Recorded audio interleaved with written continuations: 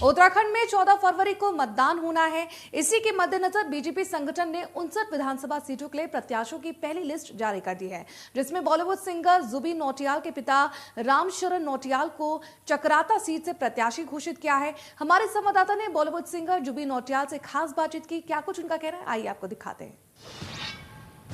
भाजपा संगठन ने बॉलीवुड सिंगर जुबिन नौटियाल के पिता रामशरण नौटियाल को चकराता से प्रत्याशी घोषित किया। हमारे साथ बातचीत करने के लिए मौजूद है जुबिन नौटियाल से बात करेंगे।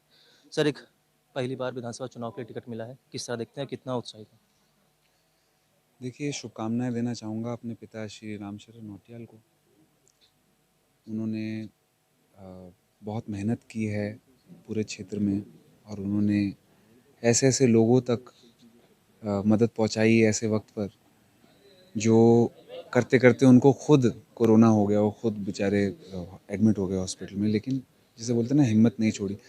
तो जो इंसान दर्द रखता है क्षेत्र का, मुझे लगता है वही डिज़र्व करते हैं उस क्षेत्र का विकास करने में। उनको पावर देनी चाहिए। एंड भाजपा सरकार का मैं बहुत बहुत शुक्रिया अदा करता हूँ। हमारे youth chief minister Shri Pushkar Singh Dhami ji का बहुत शुक्रिया अदा करता हूँ कि वो एक अच्छी लीडरशिप की तरफ सरकार को ले जा रहे हैं। और मुझे लगता है जौनसार बावर में बहुत ज़रूरत है एक अच्छी लीडरशिप की।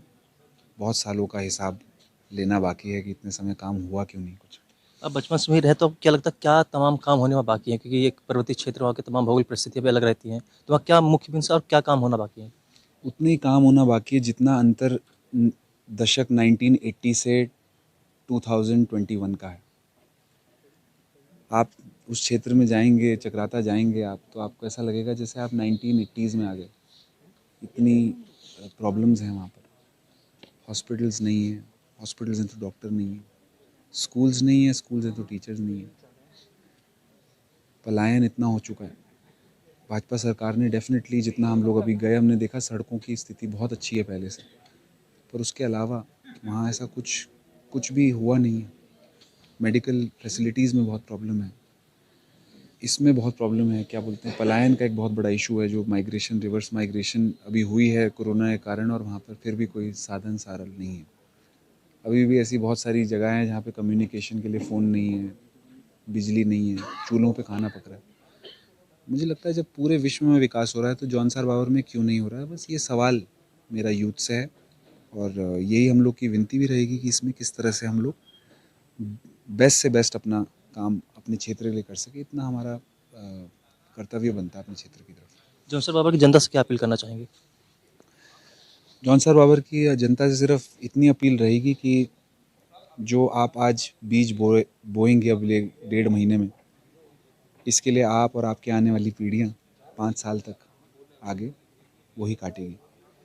ये वक्त है सारे काम बंद करके पूरे परिवार के साथ बैठ करके करेक्ट कैंडिडेट को चुनने का, क्योंकि आपका भविष्य, आपके क्षेत्र का भविष्य, आपके बच्चों का भविष्य निर्भर करता है इस बात पर।